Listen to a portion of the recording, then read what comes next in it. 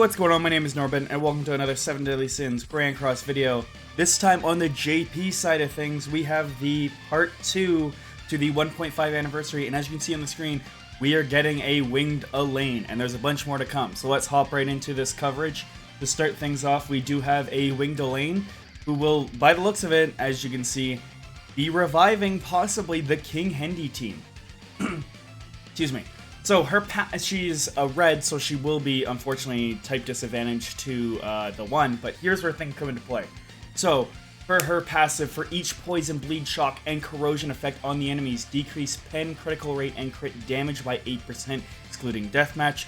One thing I want to add in, I did not notice when I first looked at this, but I saw after, there is nothing that says about when entering battle. She may be able to be run in the sub slot, which is huge to avoid Escanor. This will have to be tested on JP. I would love to get her to test this, but I won't be able to, so hopefully the other content creators will be testing this to see. But more than likely, based on how the passive is written, if she works in the subslot, which is huge. Her first card is inflicts co-destruction damage equal to 425% of attack on the enemy, and co-destruction is each debuff on the enemy, which is huge because that team, you're running all these debuffs. And then she has corrosion for her second effect. This co-destruction on one enemy, I believe that's the single target that Kyo has. Her second card, also it's called Merry Christmas, the second card's called Snow Fight. She inflicts corrosion equal to 20% of max HP on all enemies for 3 turns. This is the same effect that Blue Demon Melee has. Her ult, though, is interesting, so it has King's single target effect in here. Inflict damage equal to 400% of attack on all enemies, and then release 60% of all dot damage. Oh, I didn't realize it was all enemies when I initially read it. Oh, this is crazy. Okay. Especially because, I don't know if the dot damage, the release, scales with her ult. If it does, that might be kind of crazy. This would be maximum from what they show, but still. So, also, by the way, thank you to the Grand Cross database once again for all this information. Huge stuff they do. So, we come down here and we have the 1.5 year festival event.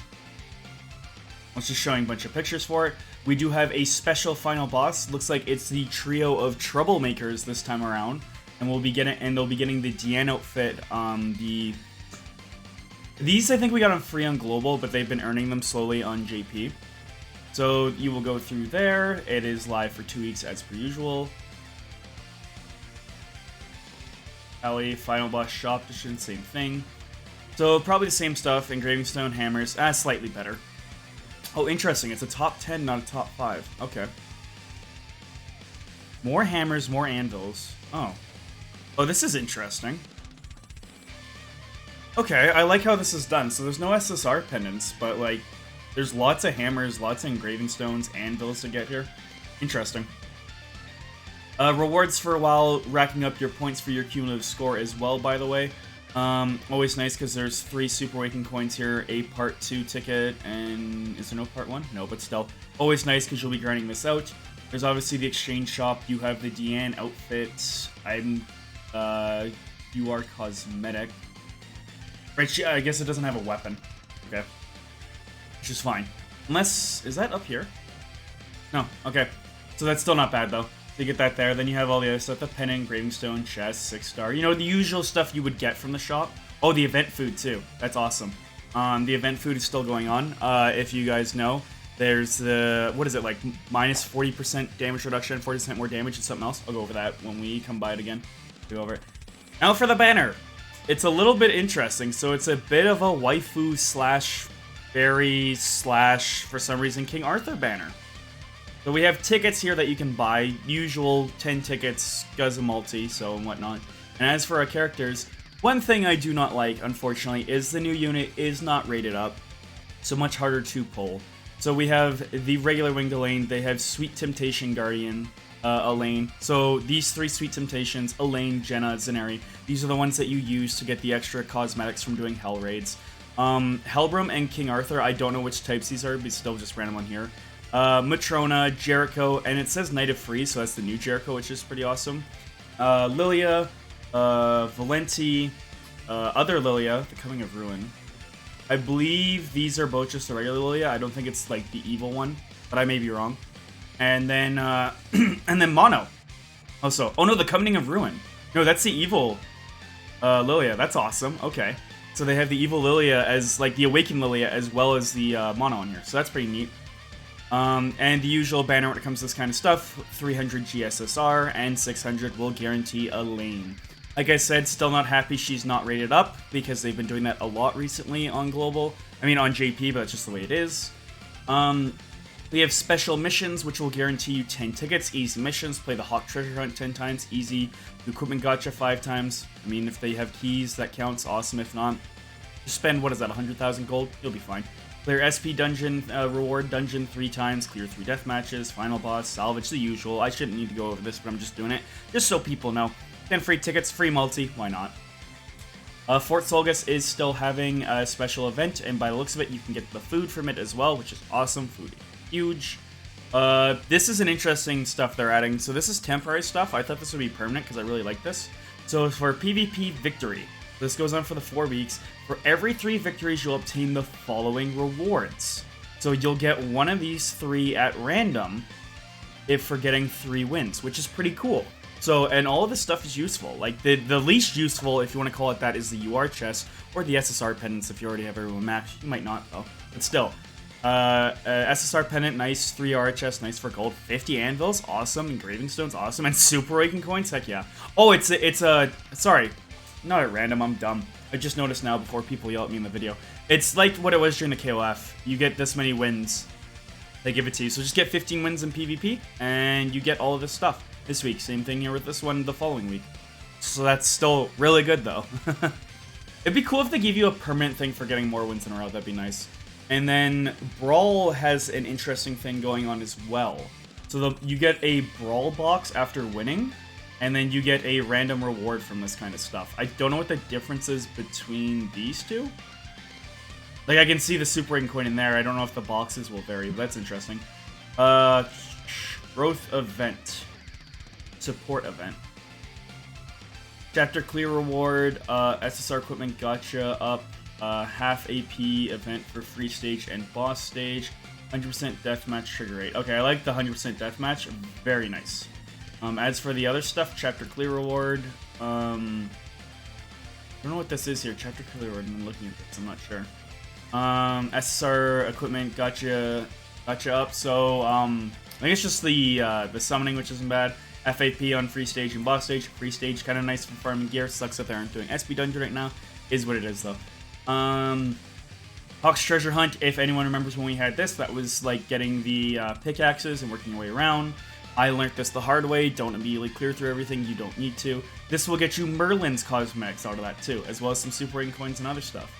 The Elaine outfits, and you don't get to see it with wings. Now I don't care about the first outfit. But second outfit, kind of nice. Third outfit, whoa. Now, I am a Elaine fan.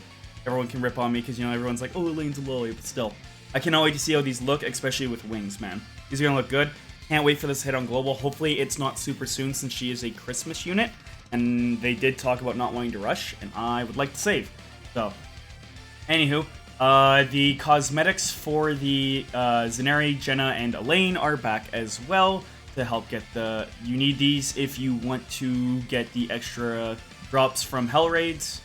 More things here. Story event, just getting some more stuff. Rules, coming back after how long it's been. Increased shock, bleed, and poison damage. Who would have thought? So, you know, that King Hendi team might be popular. We'll see. It really depends on how Elaine's going to work against Escanor, especially Nagato's specific team. The following week after, increase basic stats of rare units by 45% and SR units by 35%. There's another one, and then increase HP by all heroes by 25%, so you know people are going to love not insta-killing. So you are now able to invite players to knighthoods if the player is not in a knighthood. You can turn on-off knighthood invitation notification in the setting. Oh, that's actually huge. So now you can purposely invite the person. They don't have to look you up. Okay. That's a nice little quality of life. Something they did really cool too, I looked at this earlier. So Brawl AI settings added. You can customize according to survivability, decapitation. If I'm reading that right, alright. Skill movement and ultimate move. So there's a whole ton of settings towards like skill AI, which is huge. I can imagine like there's might be stuff for like saying, hey, don't do this or don't do that. Like, this is really cool what they're going on with this stuff. Like, if we could have access to this for also farming, that'd be kind of neat too.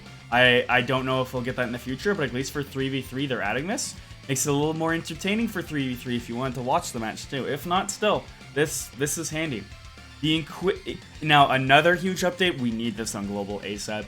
Equipment enhanced system changes. Equipment upgrade will no longer fail, and when using continuous upgrade, you can choose the stage of awakening and upgrade level now. So not only does it not fail, there's no bar, as you can see, for like the guarantee, but you can also choose not only the upgrade, but the awaken level. So literally going from 1 star to 5 star plus 5, that is huge. Because if you look at this, it does it all on its own. It's probably gonna have to still go through an animation, so it'll take like a minute or two. But like, it tells you how many redstones you need. It tells you how many engraving stones, how much gold. Like, this is a huge quality of life update, man. Like, 100%, this is so useful. And I'm so happy they're doing stuff like this, especially ever since they added the anvils. When they added anvils to the base reroll stage, that was base reroll, the base substat. The base stat of equipment, that was completely huge for things, so very happy about this stuff going on. Also, cool thing too, so Knighthood Boss Season 1 and 3 are now added as playable stages, and you can earn various rewards from clearing these. I believe what they have from there is equipment, which isn't bad for people if you need to farm it, though doing these do cost stamp. It's not free like it is in a Knighthood, with whatever current boss, season boss is active. And then fix an issue where engraving equipment does not show currently in storage. So, going over all this, quality of life, the big stuff here, quality of life, equipment, huge for no longer failing. AI settings is cool, though. I mean, my girl Elaine is, she may be a counter. She may be a counter. We don't know yet. The biggest takes here, by far, will be if her passive will work in the back. By this, since there's no worrying about entering in battle, her passive should work in the back. So you run King, you run Hendrickson, you run whoever your third unit is, like people who like running Awakened Lilia or Evil Lilia, whatever you want to call her. Still running Glizzy, and then running Elaine in the back. The other huge part to this is it's not gonna come. It's gonna come down to going first is one thing, obviously, but the other part I'm really curious about is Nagato's specific team. The one Leducio, Gother, Death Pierce. Even with him going second, can he still screw over this team? Because you have Elaine messing with the passive, right? So 8% for each poison, shock, bleeding, corrosion. 8%, right? Let's say you don't run the Awakened Lilia. You get 3 of these on here. That is 24%. But you have Death Pierce's passive, you have Green Gother's passive, and you have Leducio's passive. Even if you go second, there are still some units you should you should still out CC to get the effect in. How huge is this going to be? I am actually looking really forward to Nagato's video if he tests this against someone specifically.